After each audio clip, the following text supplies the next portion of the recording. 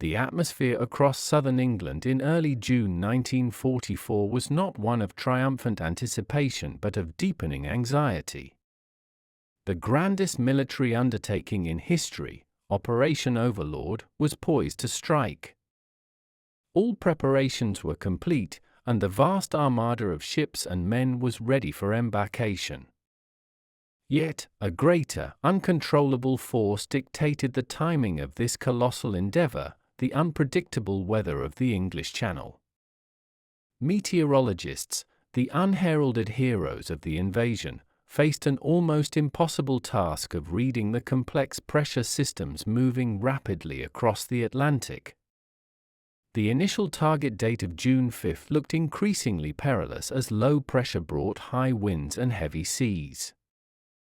Rough waters would sink landing craft and make the essential air support impossible. Low clouds would blind the bomber pilots whose role was to neutralize German defenses. General Dwight D. Eisenhower, the supreme commander, understood that an inaccurate forecast could spell catastrophe for the invasion.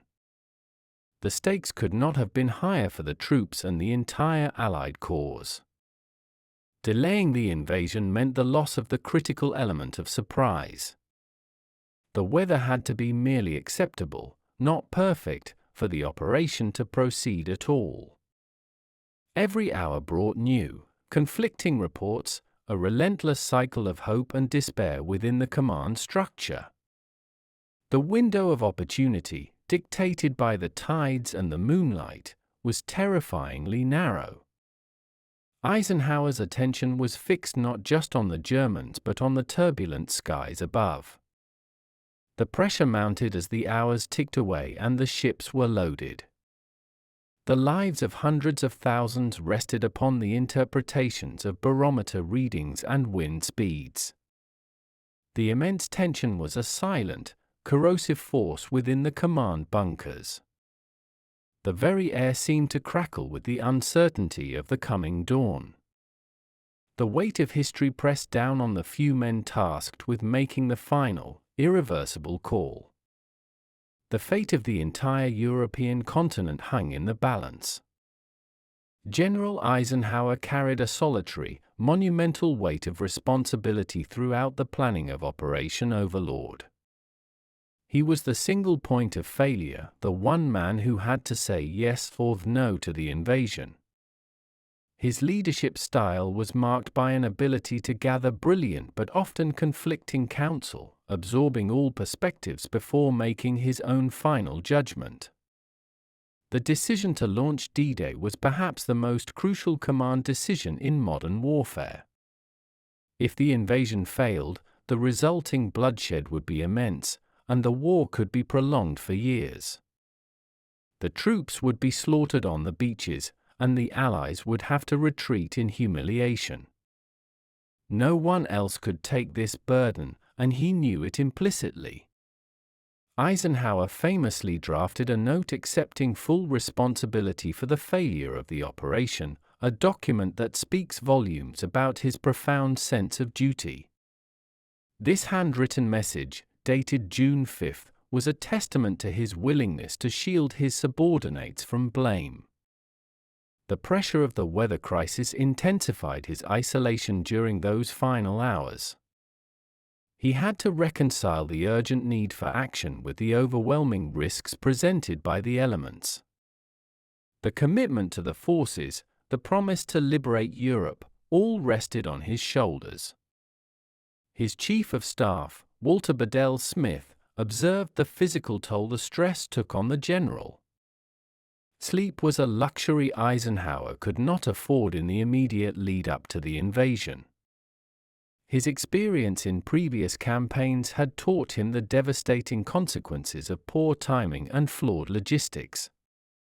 He was a man who understood the value of timing and surprise in warfare. Eisenhower's strength lay in his steady temperament, which he was forced to rely upon completely during the stormy days of early June. He walked the thin line between necessary caution and paralyzing indecision. The world was waiting for the answer that only one man could give. His quiet resolve in the face of such enormous stakes defined his generalship. The original plan designated the early morning of Monday, June 5, as the optimal moment for the initial landings. This date aligned perfectly with the tidal requirements and the desired level of moonlight for the paratroopers. However, as the invasion hour approached, the channel was transformed into a churning, violent expanse. Storm force winds and heavy, driving rain made any amphibious operation nearly suicidal.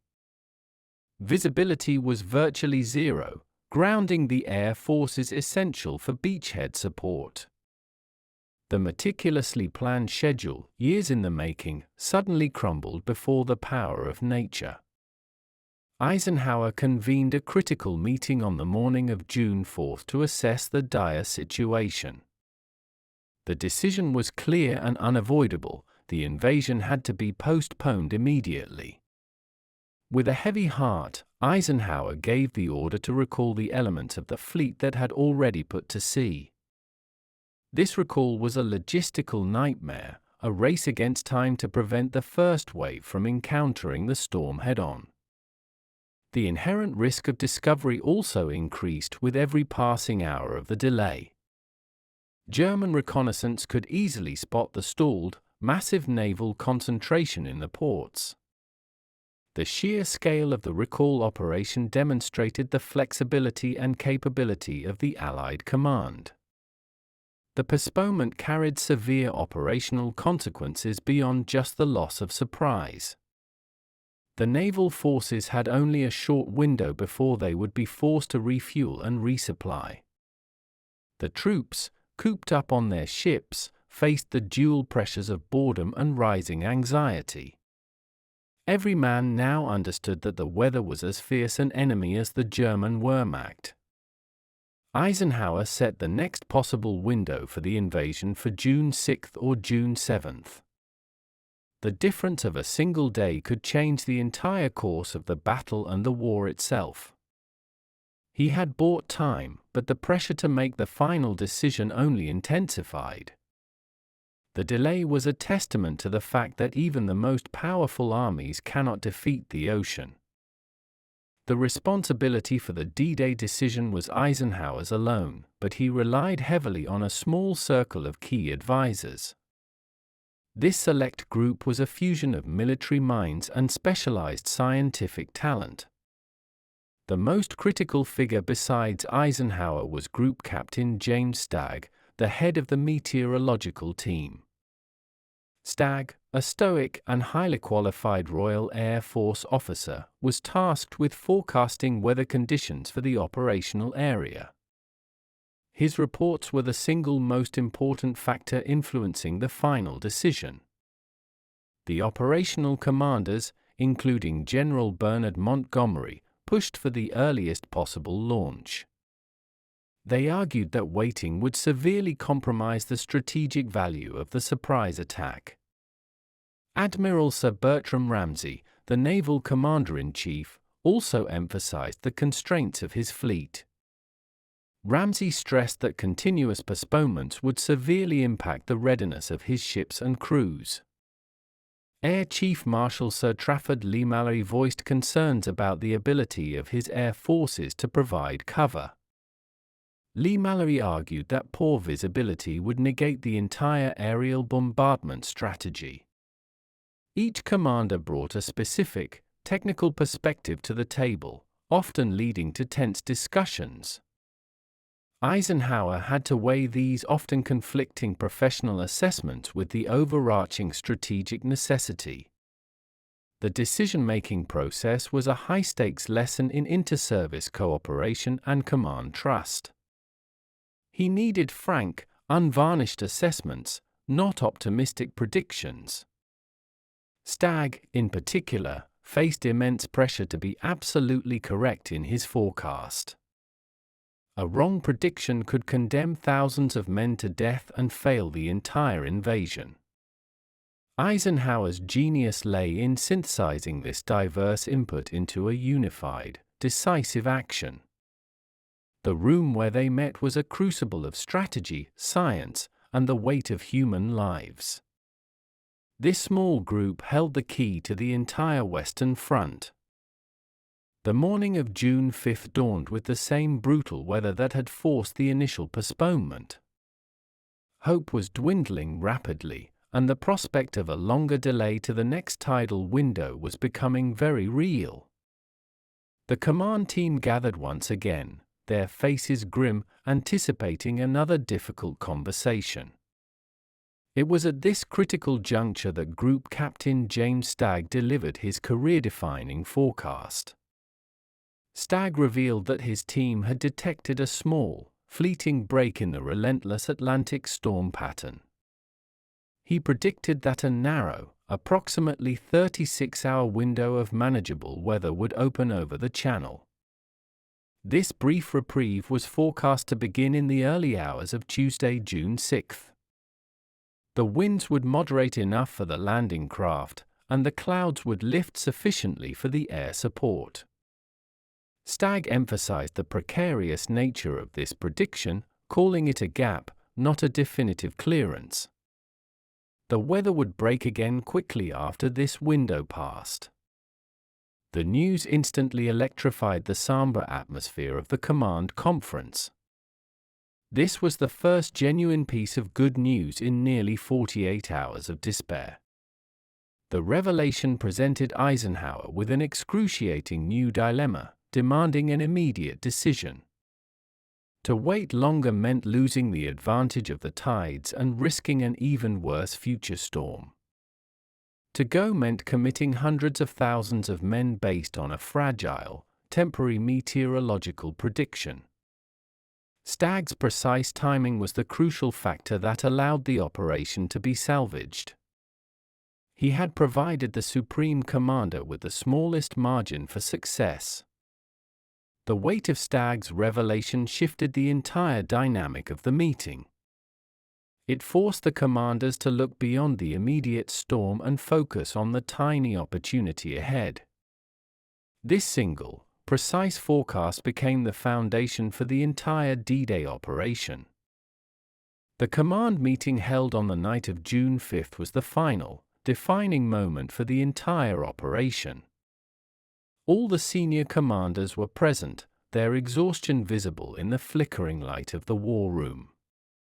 Eisenhower went around the table, asking each commander for their final, personal recommendation. The atmosphere was thick with tension and the immense pressure of the decision. Field Marshal Montgomery strongly advocated for going ahead, trusting in the narrow weather window. He was eager to execute the plan and exploit the temporary advantage. Air Marshal Tedder and Air Chief Marshal Lee Malley remained deeply concerned about the persistent cloud cover. They feared the air forces would be rendered ineffective by the poor visibility. Admiral Ramsey, representing the crucial naval element, was prepared to proceed despite the challenging conditions. Ramsey acknowledged the difficulties but understood the strategic imperative of the moment. The debate was intense but respectful, with each man laying bare the risks inherent in their specific service. Eisenhower listened intently, absorbing the weight of both the optimism and the fear. He was reconciling the technical constraints with the strategic opportunity presented by Stagg's forecast. The risk of waiting was becoming a greater strategic threat than the risk of proceeding. A longer delay would mean the troops would have to be disembarked, an operation that would take weeks to reverse. The element of surprise would be completely lost in a long postponement. The decision could not be delayed any further. The naval forces needed their final sailing orders immediately. Eisenhower knew that he could not achieve perfect agreement among his senior staff. He ultimately had to trust his own instinct and his judgment of Stagg's professionalism. The clock had effectively run out, leaving no room for further consultation or deliberation. The tense silence in the war room was broken only by the sound of the wind rattling the windows outside. Eisenhower stood to deliver his final decision, his gaze sweeping over the faces of his subordinate commanders. He had heard all the arguments, weighed every risk, and acknowledged the immense danger involved. The words he finally uttered were famously simple, direct, and utterly devoid of rhetoric. "Okay, we'll go," he stated with a tone of quiet, resolute finality. This simple phrase marked the launch of the largest amphibious assault in history. It was a decision born of courage, judgment, and a profound understanding of military necessity. The moment immediately following the pronouncement was charged with an emotional release. The years of meticulous planning were now officially converted into an irrevocable action. Eisenhower chose to accept the calculated risk of the imperfect weather. He believed the psychological advantage of surprising the enemy outweighed the operational difficulties. The Germans, relying on the storm, would not expect a major invasion to occur on June 6. His decision was a classic example of boldness tempered by professional counsel. Had he delayed, the invasion might have encountered the even more devastating storm that hit later in June. His choice essentially committed the Allied forces to a bloody but necessary struggle for a foothold in Europe. The order was transmitted immediately to the waiting ships and planes across the British Isles. The die was cast, and there could be no turning back from that single, powerful command. Eisenhower's quiet confidence in that moment inspired the trust of his entire command staff. His calm demeanor masked the incredible personal pressure he had absorbed. The simple words "Okay, we'll go" became the trigger for the liberation of a continent. The immense tension surrounding the decision was starkly illustrated by the existence of a prepared cancellation notice. Eisenhower had personally drafted a message that would have gone out had he decided to abort the mission. This draft was titled "In Case of Failure," a chilling testament to the possible outcome. The text was simple and direct, intended to shield his men from the shame of a failed operation. It read, "Our landings in the Cherbourg Havre area have failed to gain a satisfactory foothold and I have withdrawn the troops." He intended to take full, personal responsibility for the catastrophic result. The message continued, "If any blame or fault attaches to the attempt, it is mine alone." This note was a tangible symbol of the crushing burden he faced. The mere existence of such a document highlights the knife-edge nature of the decision. It shows that Eisenhower was fully prepared for the most terrible contingency. He was not merely optimistic but realistic about the odds stacked against the invasion force. The act of writing the note was a deep psychological defense mechanism for the commander.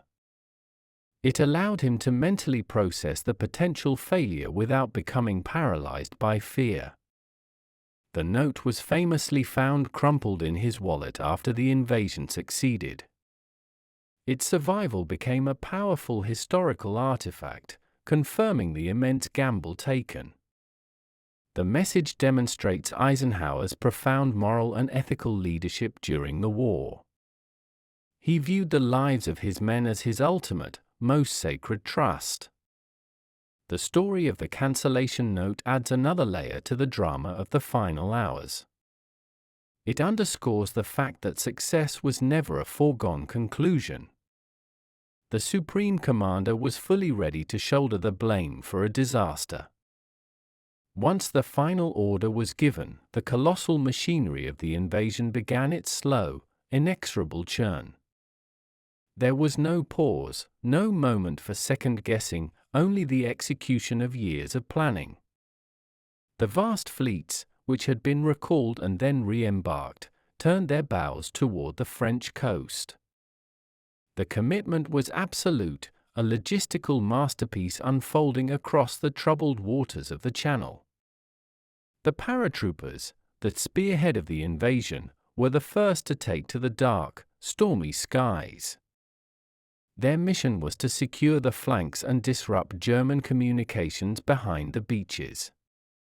The bombers and fighters roared overhead, a deafening sound signaling the start of the air campaign.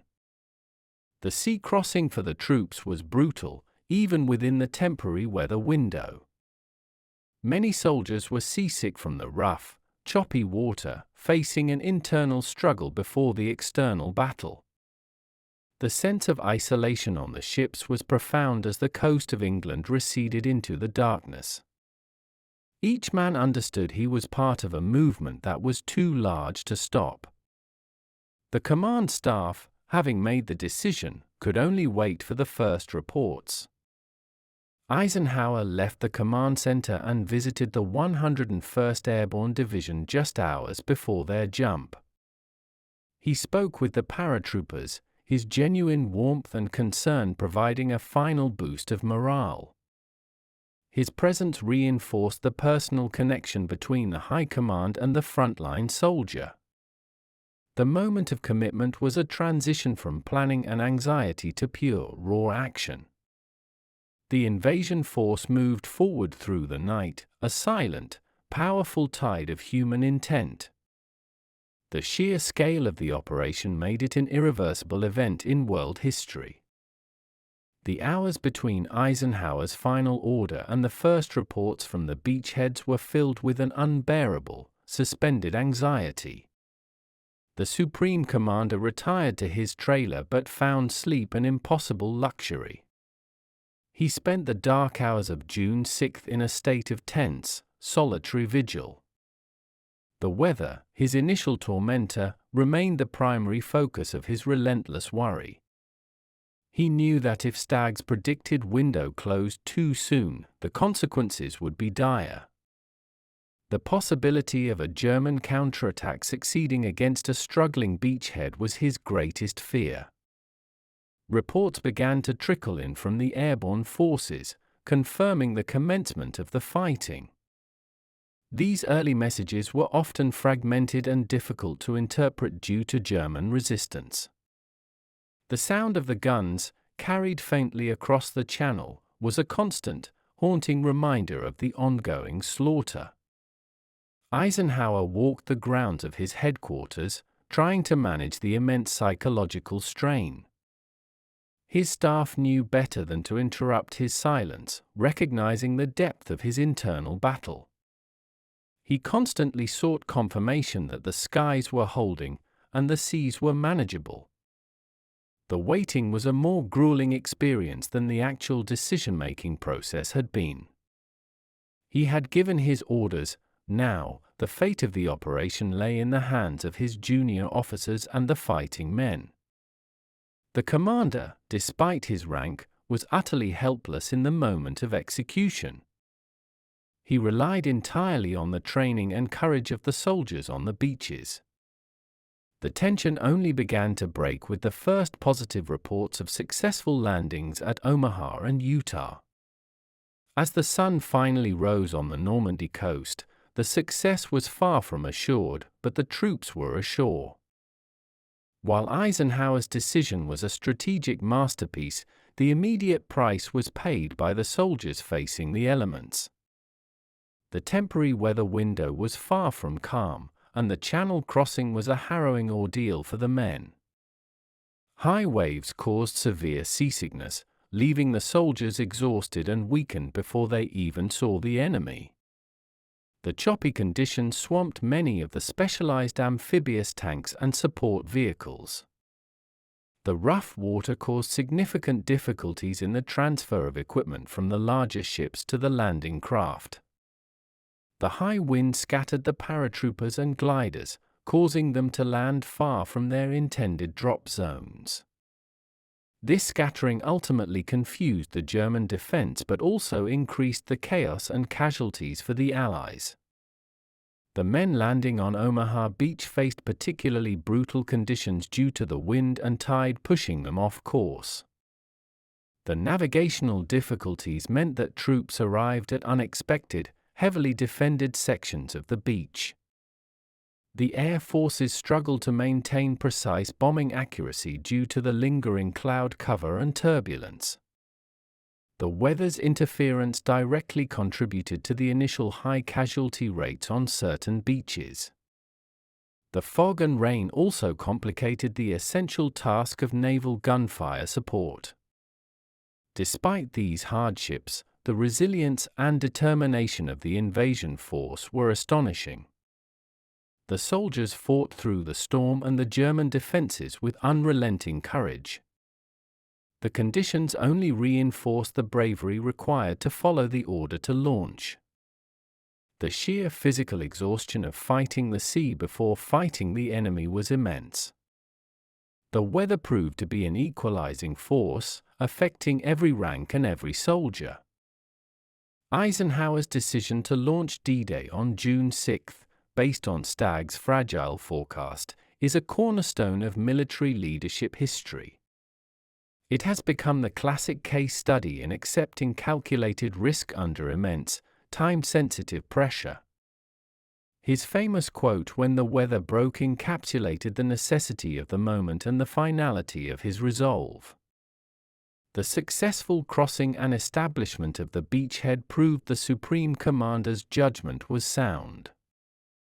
Had he waited, the Allies would have faced a much more powerful and devastating storm later in June. That larger storm would have likely forced a major, month-long postponement, allowing the Germans to reinforce their defenses significantly. The element of surprise would have been entirely lost, altering the course of the war dramatically. The decision was not merely to go, but to go now, capitalizing on the thinnest sliver of opportunity. Eisenhower's steady demeanor throughout the crisis cemented his reputation as a great coalition commander. He successfully managed the egos and the competing technical demands of his senior staff.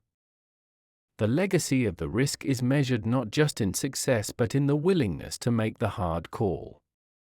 He accepted the burden of failure while pursuing the possibility of ultimate victory.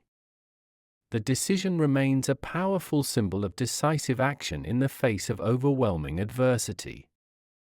The beaches of Normandy stand today as a testament to the gamble taken in that stormy English command post. The final word of command launched the liberation of Europe and hastened the end of the Second World War. The entire world was changed by the few, simple words spoken by the Supreme Commander.